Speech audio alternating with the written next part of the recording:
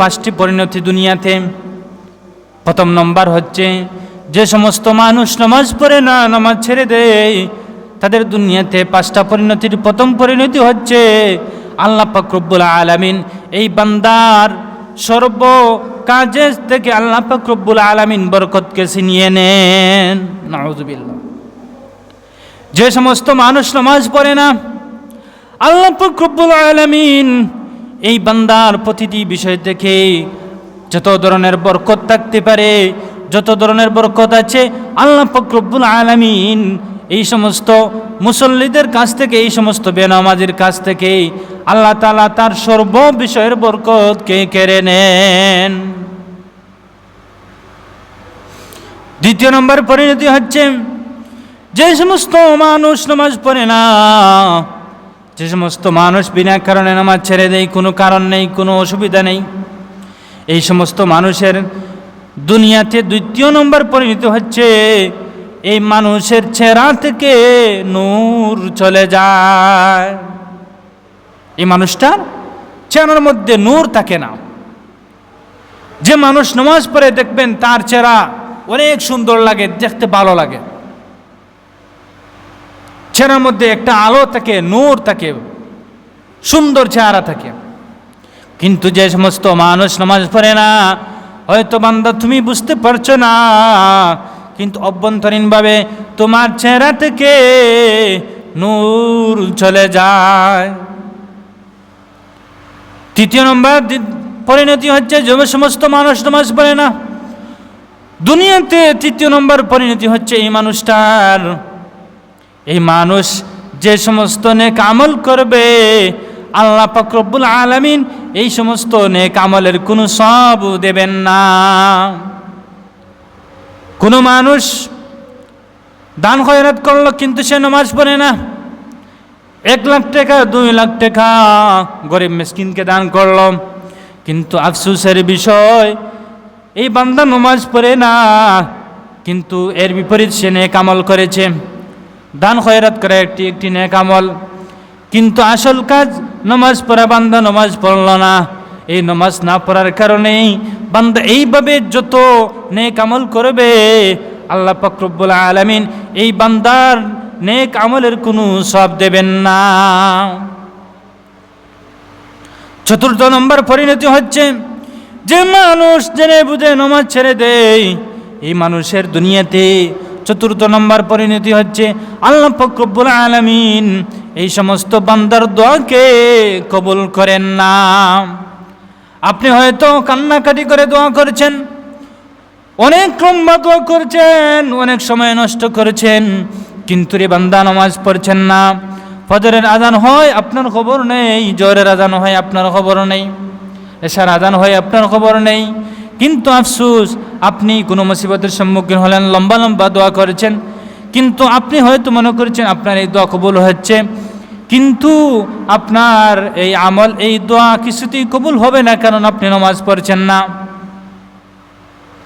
পঞ্চম নম্বর পরিণতি হচ্ছে, দুনিয়াতে যে সমস্ত মানুষ ইচ্ছাকৃতভাবে নামাজ ছেড়ে দেয়, নামাজ পড়ে না, এই বেনামাজির 5 নম্বর দুনিয়ার পরিণতি হলো, যে সমস্ত আল্লাহওয়ালা মানুষ আল্লাহর কাছে দোয়া করে, আল্লাহর কাছে চায়, এই সমস্ত আল্লাহওয়ালার অংশে এই বেনামাজির কোনো অংশ থাকে না। নাউযুবিল্লাহ। আল্লাহওয়ালা মানুষ আছেন যারা সব সময় নামাজ পড়েন, 5 ওয়াক্ত নামাজ পড়েন, আল্লাহর কাছে দোয়া করেন, আল্লাহ এই সমস্ত বান্দাদের দোয়াকে কবুল করেন, কিন্তু এর বিপরীত এই বেনামাজি যদি এই সমস্ত মানুষের দোয়ার মধ্যে চায় যে হে আল্লাহ আমাকেও দাও, তাহলে এই সমস্ত বান্দাদেরকে আল্লাহ মাহরুম করেন। সকলে বলেন নাউযুবিল্লাহ। হে বান্দা, এই নামাজ না পড়ার কারণে আপনার 5টা পরিণতি দুনিয়াতে। এই পরিণতিটি হয়তো কিছুটা আপনি অবলোকন করছেন, আর কিছু হয়তো আপনি বুঝতে পারছেন না। এইভাবে এই 5টি পরিণতি শেষ নয়, এটি হচ্ছে দুনিয়ার 5টি পরিণতি, কিন্তু আরও ভয়ঙ্কর পরিণতি হচ্ছে যে সমস্ত মানুষ নামাজ পড়ে না, মৃত্যুর সময় তাদের 3টি পরিণতি রয়েছে, 3টি পরিণাম রয়েছে। প্রথম নম্বর হলো, যে সমস্ত মানুষ নামাজ পড়ে না, নামাজের খবর নেই, নামাজের খেয়াল নেই, এদের মৃত্যুর সময় 3টি পরিণতি রয়েছে। প্রথম নম্বর পরিণতি হচ্ছে এই বান্দা মৃত্যুর সময় অনেক বেইজ্জতের সাথে তার মওত হবে, তার মওতটা হবে অনেক কষ্টের সাথে। ফেরেশতা তার জান কবজ করবেন অনেক কষ্টের সাথে, তার জানটা কবজ করার সময় এই বান্দা অনেক কষ্ট হবে, বেইজ্জতের সাথে তার মওত হবে। দ্বিতীয় নম্বর মওতের সময় দ্বিতীয় নম্বর পরিণতি হচ্ছে যে সমস্ত মানুষ নামাজ পড়ে না, এই মানুষটার মৃত্যুর সময় 2 নম্বর পরিণতি হলো এই মানুষ মওতের সময় তার অনেক ক্ষুধা থাকবে, ক্ষুধার্ত অবস্থায় মৃত্যুবরণ করবে, ক্ষুধার্ত অবস্থায় মৃত্যুবরণ করবে, আহারের মতো কোনো জিনিস পাবে না। তৃতীয় নম্বর পরিণতি হলো যদি তাকে আহার করানোর জন্য সমস্ত নদীর পানিও এনে এই ব্যক্তিকে পান করানো হয়, তারপরও দেখবেন এই মানুষটার যেন পিপাসা একেবারেই মিটছে না। নাউযুবিল্লাহ। আমরা কি পেলাম? 5টা পরিণতি দুনিয়াতে আর 3টি পরিণতি মৃত্যুর সময়। হে দুনিয়ার ইমানদার, হে আল্লাহর গোলাম, এই শেষ নয়, আরও অনেক পরিণতি রয়েছে। এই তো হচ্ছে আপনার মৃত্যুর সময় পরিণতি। দুনিয়ার পরিণতি বললাম, মৃত্যুর সময় পরিণতি যা হয় তা বললাম। যখন বান্দা মৃত্যুবরণ করবে, বেনমাজি ব্যক্তি মৃত্যুবরণ করবে, মানুষ যখন ইন্তেকাল করে, ইন্তেকাল করার পর এই মানুষটাকে আমরা কি করি? জানাজা দেই। জানাজার পড়ার পর এই মানুষটাকে কবরে রাখা হয়। যদি বান্দা বেনমাজি হয় তাহলে এই কবরে তার জন্য রয়েছে আরো ভয়ঙ্কর ভয়ঙ্কর পরিণতি।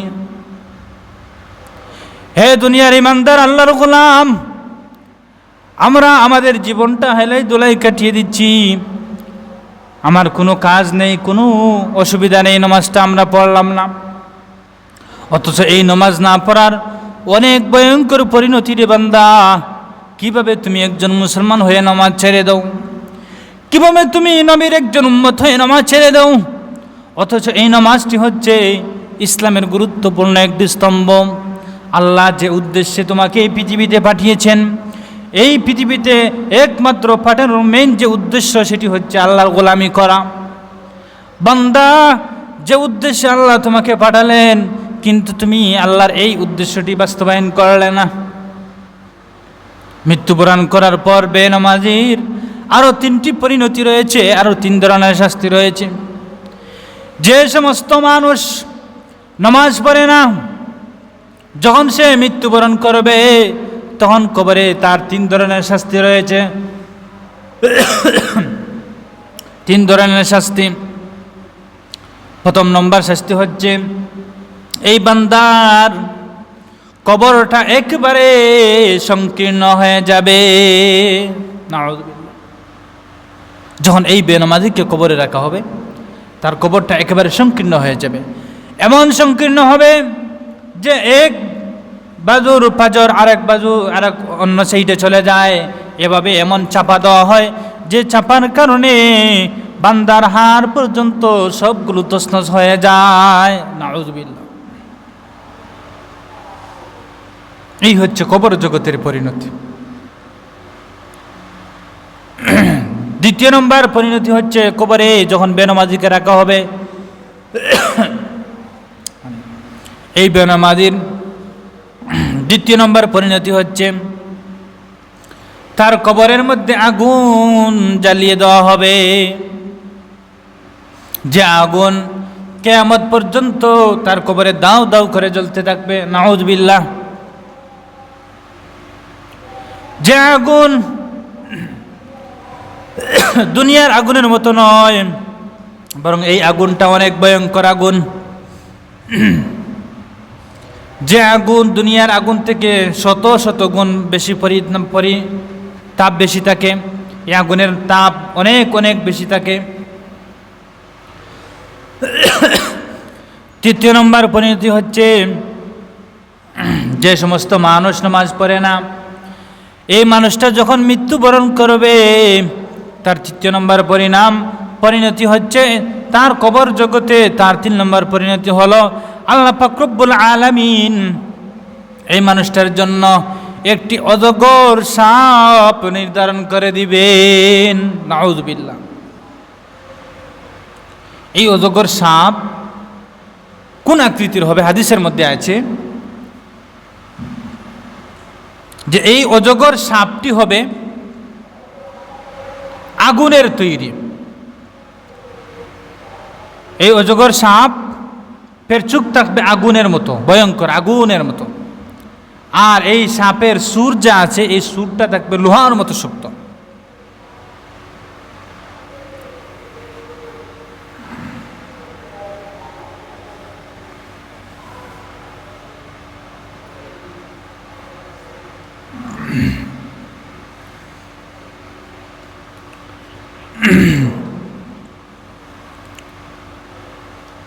বেনমাজি ব্যক্তিকে কবরে যখন ডাকা হবে, তার 3 নম্বর শাস্তি হচ্ছে তার জন্য আল্লাহ পাক রব্বুল আলামিন একটি ভয়ঙ্কর সাপ নির্ধারণ করে দেবেন,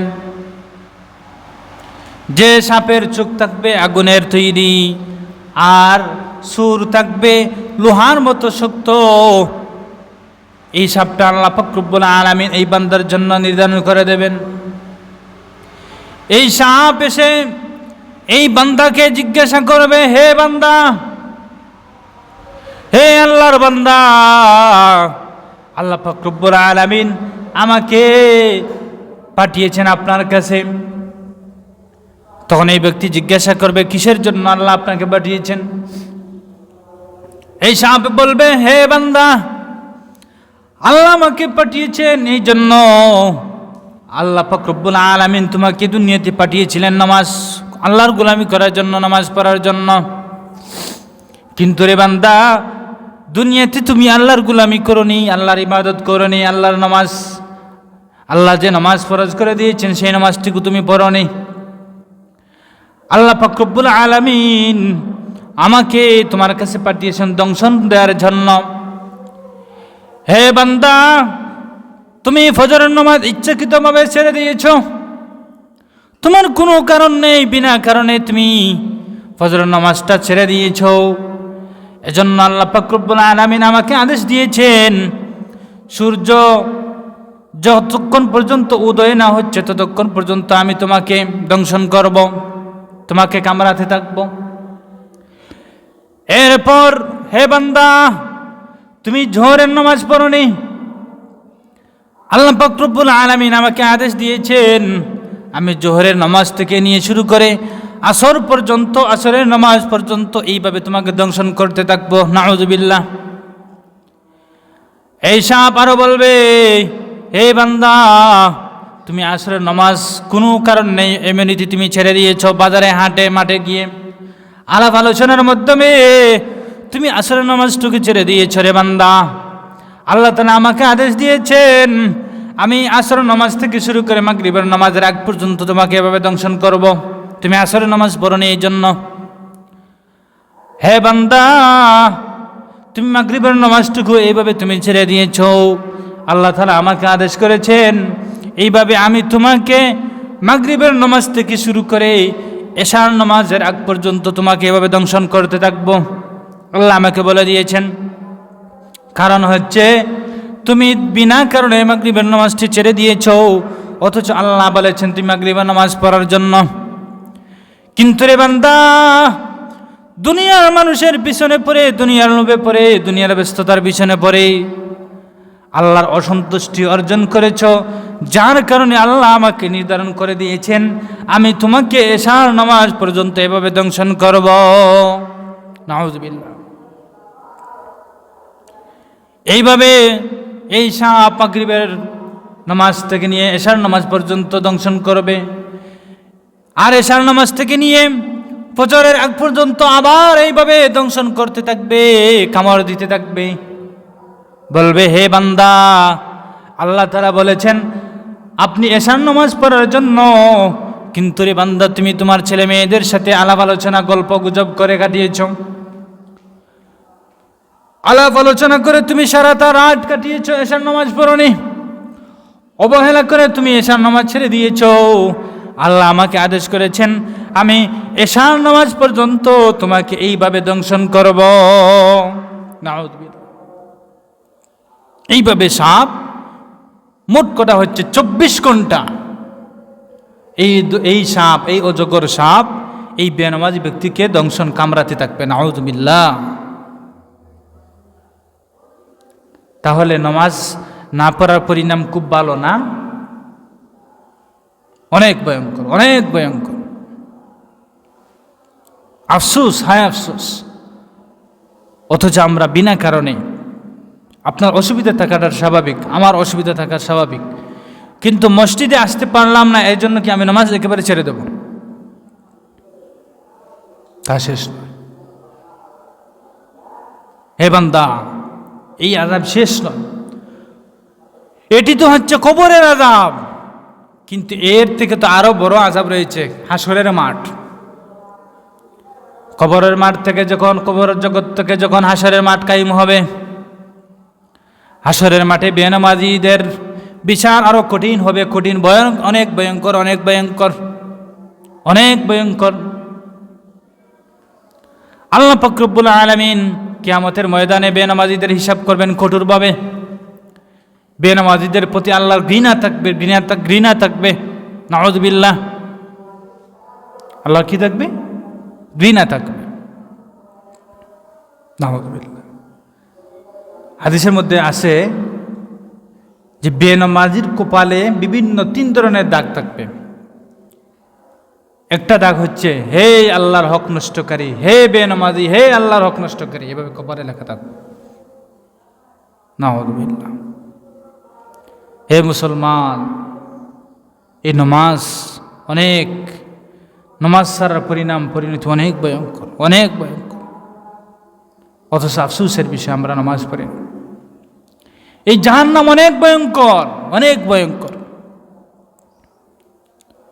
আল্লাহ পাক রব্বুল আলামিন তার কালামে হাকিমের মধ্যে বলেছেন, ওয়াসিকাল্লাযীনা কাফারু ইলা জাহান্নামা যুমারা হাত্তা ইযা জাউহা ফুতিহাত আবওয়াবুহা وقال لهم خزنتها ألم يأتكم رسل منكم يتلون عليكم وينذرونكم لقاء يومكم هذا قالوا بلى ولكن حقت كلمة العذاب على الكافرين। হে বান্দা, এই জাহান্নাম অনেক ভয়ঙ্কর, এই জাহান্নাম অনেক ভয়ঙ্কর। কিয়ামতের দিন জাহান্নামীদেরকে দলে দলে দলবদ্ধভাবে জাহান্নামে নিয়ে যাওয়া হবে।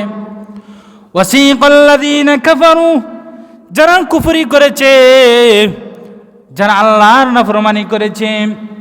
আল্লাহ বলেছেন আমি এক, আমার সাথে অন্য কেউ শরীক নেই, কিন্তু বলল না আপনার সাথে আরো শরীক আছে, কুফরি করলো। আল্লাহ বলেছেন নামাজ পড়ার জন্য, বান্দা নামাজ পড়ল না। এই সমস্ত মানুষের জন্য আল্লাহ জাহান্নাম প্রস্তুত করে রেখেছেন, আর জাহান্নামীরা দলে দলে জাহান্নামে প্রবেশ করবে। ওয়াসিকাল্লাযীনা কাফারু ইলা জাহান্নামা যুমারা, যারা জাহান্নামী, যারা কুফরি করেছে, তারা দলে দলে দলবদ্ধ হয়ে জাহান্নামের দিকে এগুতে থাকবে। ওয়াসিকাল্লাযীনা কাফারু ইলা জাহান্নামা যুমারা হাত্তা ইযা জাউহা, যখন তারা জাহান্নামের দরজার কাছে পৌঁছে যাবে, জাহান্নামী যে সমস্ত মানুষ আছে, যখন তারা জাহান্নামের দরজা পর্যন্ত পৌঁছে যাবে, ফুতিহাত আবওয়াবুহা, এই সমস্ত জাহান্নামীদের জন্য আল্লাহ তাআলার হুকুমে এই জাহান্নামের দরজা কি খুলে দেওয়া হবে। নাউযুবিল্লাহ। وقال لهم خزنتها, আল্লাহ পাক রব্বুল আলামিন এই জাহান্নামকে তদারকির জন্য, এই জাহান্নামকে পরিচালনার জন্য, এই জাহান্নামকে দেখাশোনার জন্য কিছু ফেরেশতা নিয়োজিত করে রেখেছেন। তারা এই গেটের মধ্যে থাকবেন, দরজা খুলতেই তারা উপস্থিত। وقال لهم خزنتها ألم يأتكم رسل منكم يتلون عليكم। এই জাহান্নামের রক্ষী যারা আছে তারা বলবেন, হে দুনিয়ার মানুষেরা, হে মানুষ, হে জাহান্নামীরা, তোমাদের কাছে কি কোনো রসুল যাননি? তোমাদের কাছে কি কোনো নবী যাননি? তোমাদের কাছে কি কোনো নবী আগমন করেননি? যে নবী ইয়াতলুনা আলাইকুম, যে নবী তোমাদের কাছে আল্লাহ পাক রব্বুল আলামিনের আয়াত নিদর্শনগুলো তিলাওয়াত করে পাঠ করে শুনিয়েছেন, এমন কোন নবী কি জাননি? ওয়ায়ুযিরুনাকুম লিকাআ ইয়াউমিকুম হাযা। হে জাহান্নামীরা, তোমাদেরকে কি কোনো নবী সংবাদ দেননি যে তোমরা যদি কাফির হও, তোমরা যদি জাহান্নামী হও, তাহলে তোমরা এইভাবে জাহান্নামের সাথে তোমাদের মোলাকাত হবে, এটা কি তোমাদেরকে বলেননি? কালু বালা। জাহান্নামীরা উত্তরে বলবে, হ্যাঁ অবশ্যই অবশ্যই। জাহান্নামীরা উত্তরে কি বলবে? হ্যাঁ অবশ্যই অবশ্যই, আমাদের কাছে রসুল এসেছেন, আমাদের কাছে রসুল এসেছেন, আমাদেরকে জাহান্নামের বিষয়ে ভয় দেখিয়েছেন, জাহান্নাম সম্পর্কে আমাদেরকে বর্ণনা দিয়েছেন।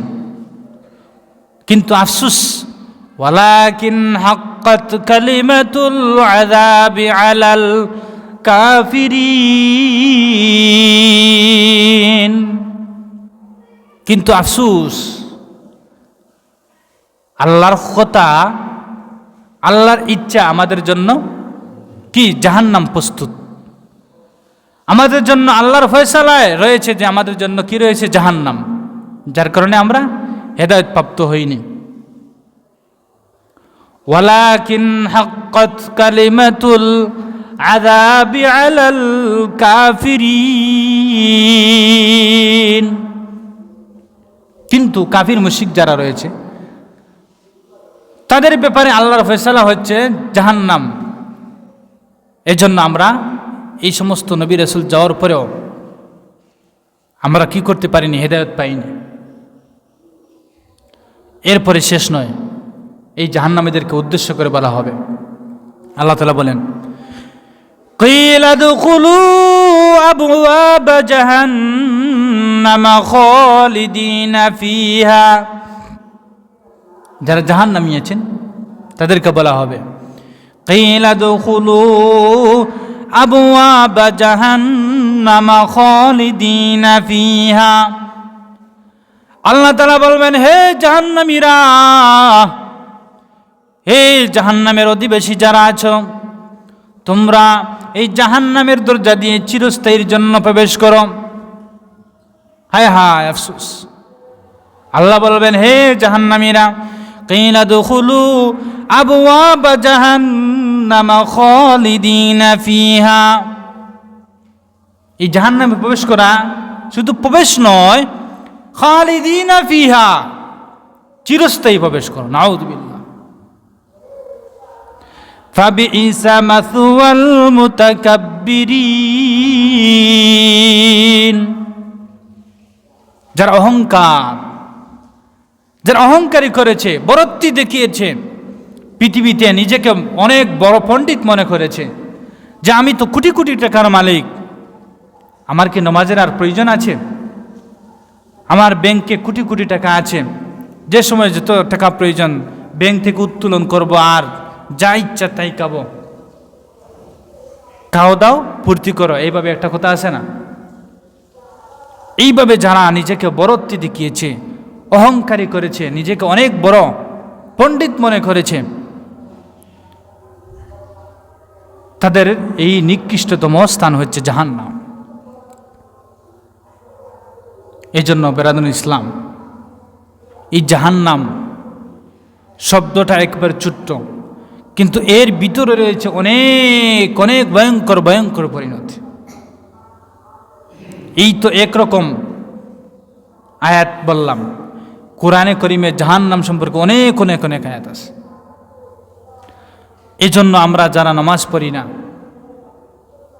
নামাজ না পড়ার কত ধরনের ক্ষতি হতে পারে, আমি প্রায় 15টি আপনাদের সামনে পরিণতি বললাম। একটি হাদিসের মধ্যে আছে, নবী করিম সাল্লাল্লাহু আলাইহি সাল্লাম তার একটি স্বপ্নের কথা বলেছেন। এই হাদিসটা পরে বলবো। আরেকটি হাদিস আছে, যে সমস্ত মানুষ নামাজ পড়ে না তারা জিনাকারী ব্যক্তির চাইতেও আরো জঘন্যতম অপরাধী। সকলে বলি নাউযুবিল্লাহ। হযরত মূসা আলাইহিস সালামের যুগের একটি ঘটনা বলি আপনাদেরকে। একবার হযরত মূসা আলাইহিস সালামের কাছে একজন মহিলা আসলো। হযরত মূসাকে সম্বোধন করে বলল, হে মূসা, আমি একজন জিনাকারিণী মহিলা। হে মূসা, আমি একজন পাপিষ্ঠ মহিলা, আমি জিনার কাজ করি। আমার এই জিনার মাধ্যমে আমার গর্ভে একটি সন্তানও এসেছে। সেই সন্তানটির জন্মগ্রহণ করার পর আমি এই সন্তানটিকে মেরে ফেলেছি। হে মূসা, কিন্তু এখন আমার ইচ্ছা হচ্ছে আমি তওবা করে ভালো হয়ে যাব, আল্লাহর বান্দি, আল্লাহর খালিস মুখলিস বান্দি হয়ে যাব। মূসা আলাইহিস সালাম এই মহিলাকে উদ্দেশ্য করে বললেন, হে মহিলা, যাও যাও, তুমি কি আমাদেরকেও তোমার এই সমস্ত কাজে জড়িত করতে চাও? যাও, তুমি এখান থেকে সরে যাও। মূসা আলাইহিস সালামের এই কথা শুনে এই মহিলাটি ঘাবড়ে গেল, তার অন্তরে অনেক ভয় চলে আসলো। আমি যদি এখানে অপেক্ষা করি হয়তো মূসা আমাকে মেরে ফেলবে, অন্য কিছু করে ফেলবে। এই মহিলার অন্তরে ভয় চলে আসলো। মহিলা চলে গেল। কিছুক্ষণ পর হযরত জিবরিল মূসা আলাইহিস সালামের কাছে আসলেন, এসে বললেন, হে মূসা, তুমি বলো তো,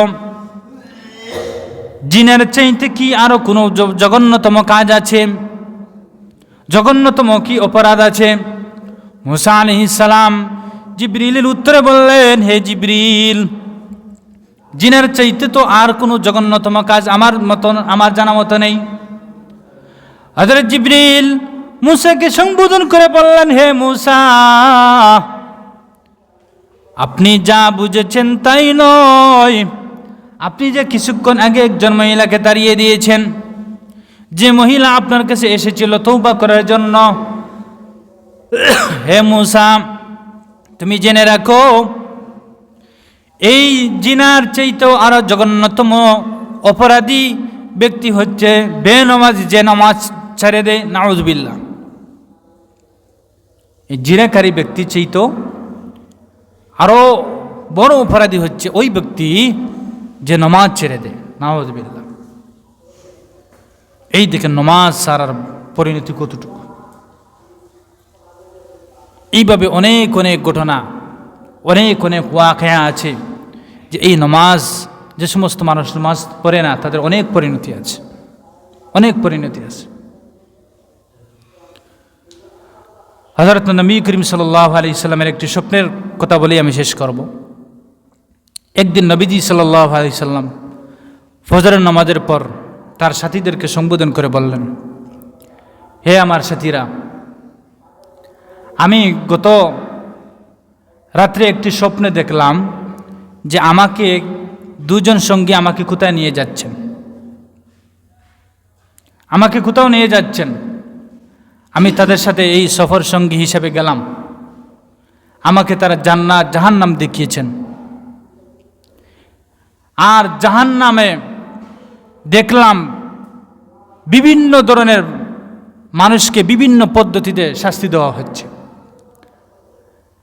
এই শাস্তিগুলোর মধ্যে একটি শাস্তি আমি দেখছি জাহান্নামে, যে একজন মানুষের মাথায় পাথর মারা হচ্ছে, বেজান তার মাথায় পাথর ছোড়া হচ্ছে।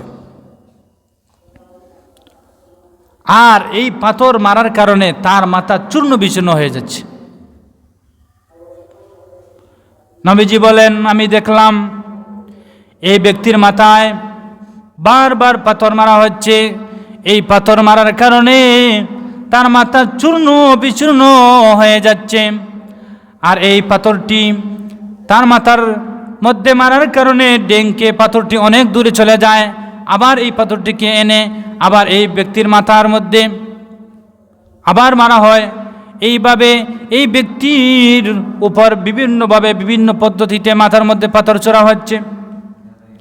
এই পাথরটি পুনরায় ফিরে আসার আগ পর্যন্ত দেখা যায় এই ব্যক্তির মাথাটি আবার ভালো হয়ে যায়। এইভাবে এই ব্যক্তিকে শাস্তি দেওয়া হচ্ছে।